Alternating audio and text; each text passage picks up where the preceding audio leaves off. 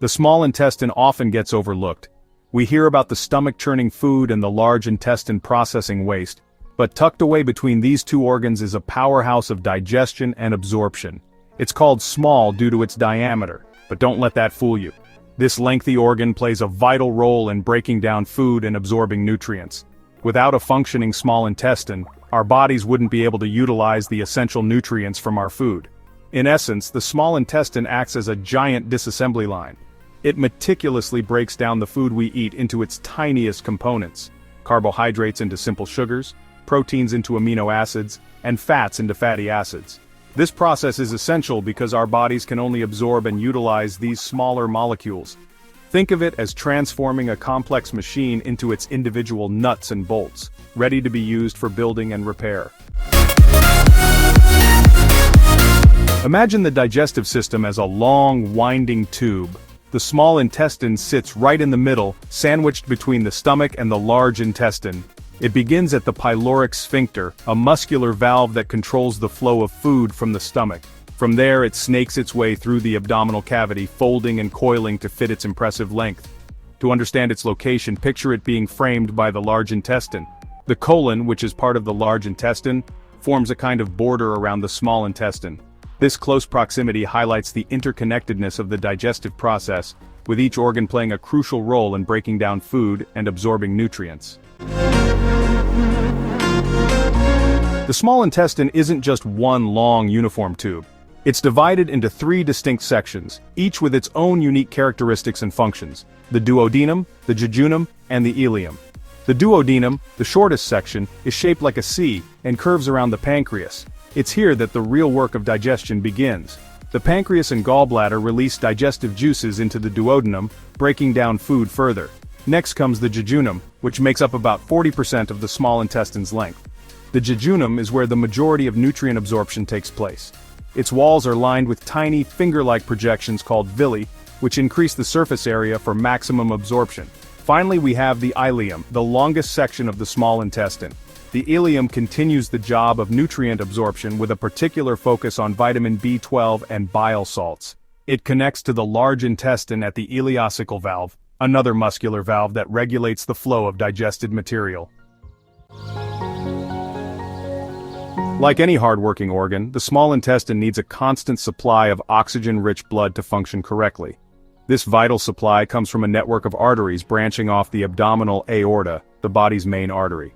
The duodenum receives its blood supply from two main sources: the gastroduodenal artery, which also supplies blood to the stomach, and the superior mesenteric artery, a major vessel that supplies blood to most of the small intestine. The jejunum and ileum receive their blood supply primarily from branches of the superior mesenteric artery. These branches form loops called arcades that run along the intestinal wall, ensuring that each section receives an adequate blood supply. Understanding the arterial supply to the small intestine is crucial for medical professionals. For example, if a blood clot were to block one of these arteries, it could lead to a life-threatening condition called intestinal ischemia, where the intestine doesn't receive enough oxygen. The lymphatic system plays a crucial role in our body's immune defense and fluid balance. Within the small intestine, a network of lymphatic vessels, also known as lacteals, work tirelessly to remove waste products, toxins, and excess fluid. These lacteals are particularly important for absorbing fats. While sugars and amino acids are absorbed directly into the bloodstream, fats take a detour through the lymphatic system. They are packaged into tiny droplets called chylomicrons, which are too large to enter the blood capillaries directly. Instead, they enter the lacteals and travel through the lymphatic system before eventually entering the bloodstream. The lymphatic drainage of the small intestine is as intricate as its blood supply. Lymph from the duodenum drains into pancreatico-duodenal lymph nodes, while lymph from the jejunum and ileum drains into mesenteric lymph nodes. These nodes act as filters, trapping harmful substances and preventing them from entering the bloodstream.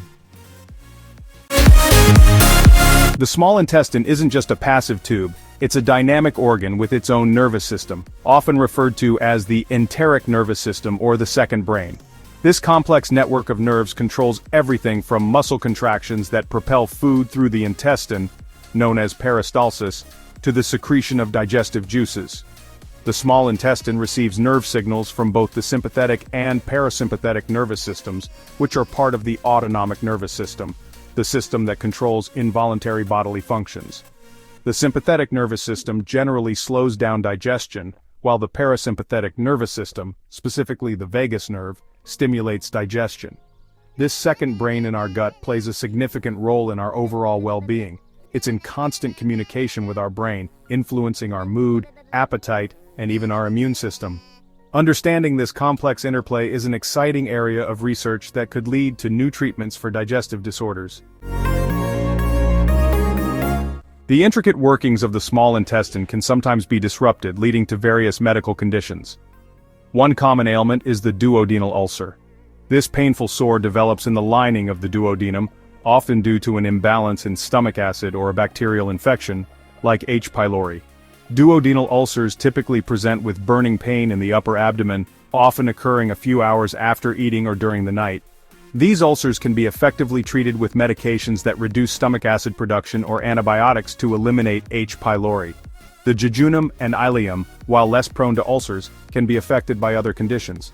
Inflammatory bowel diseases, such as Crohn's disease and ulcerative colitis, can cause inflammation and ulcers in any part of the digestive tract, including the small intestine. These conditions often present with abdominal pain, diarrhea, and weight loss. Understanding the characteristic features and common ailments of each section of the small intestine is crucial for accurate diagnosis and effective treatment. Though often overlooked, the small intestine is a remarkable organ that plays a vital role in our health and well-being.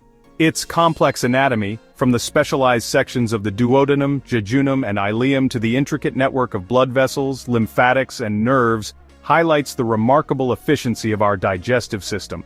Understanding the anatomy and physiology of the small intestine is essential for medical professionals and anyone interested in human health.